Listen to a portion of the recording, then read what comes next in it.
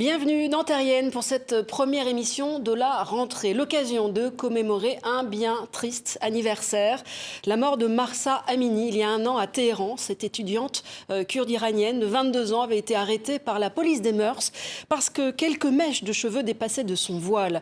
Sa mort a provoqué un immense mouvement de résistance en Iran sous la bannière Femmes, Vie, Liberté, suivi d'une implacable répression de la part du régime des mollahs. Alors pour ne pas l'oublier et pour soutenir toutes ces femmes militantes emprisonnées, en France, le collectif Mèche de Feu, rassemblant des artistes, des techniciens et aussi des mécènes, a organisé un événement musical. Les extraits de ce concert seront d'ailleurs diffusés sur les réseaux sociaux ce 16 septembre.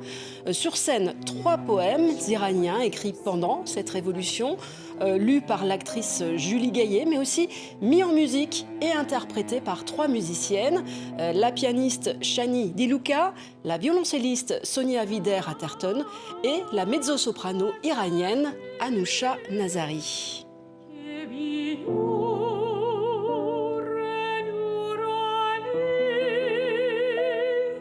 Ce projet de Mèche de Feu est apolitique et considère la culture, le beau, comme une réponse à l'obscurantisme. Mèche de Feu, pour moi, représente cette opportunité d'utiliser la musique et la poésie comme des instruments d'éveil et de changement. Et aussi en Iran, elles ont une longue histoire, donc elles sont des éléments essentiels de notre identité culturelle, la poésie et la musique. Oui, il y a quelques années, Anousha Nazari a choisi de quitter son pays pour poursuivre sa carrière. Elle nous explique pourquoi.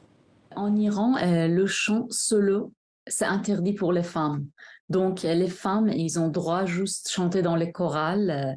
Et moi, en fait, en tant qu'une chanteuse soliste, pour être professionnelle et en fait, avoir une carrière, j'étais obligée de quitter mon pays pour pouvoir exercer mon métier, mon art. Je ne rentre hélas plus en Iran si j'en mors d'envie. Je ne suis pas une activiste ni une militante politique, mais je voudrais juste à mon humble échelle être la voix de toute une génération des solistes iraniennes que pendant les décennies n'avaient pas le droit d'exercer leur art en public. Et parmi les personnes à l'origine du projet Mèche de Feu, Caroline Guillaumin, pour elle, l'objectif est de faire passer un message d'espoir pour les Iraniennes.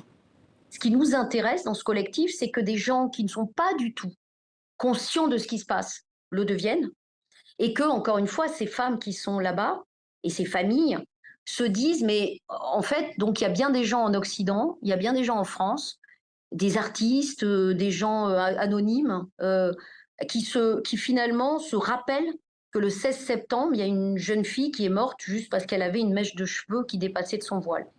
Voilà, un dossier à retrouver sur le site de Terrienne. À la semaine prochaine.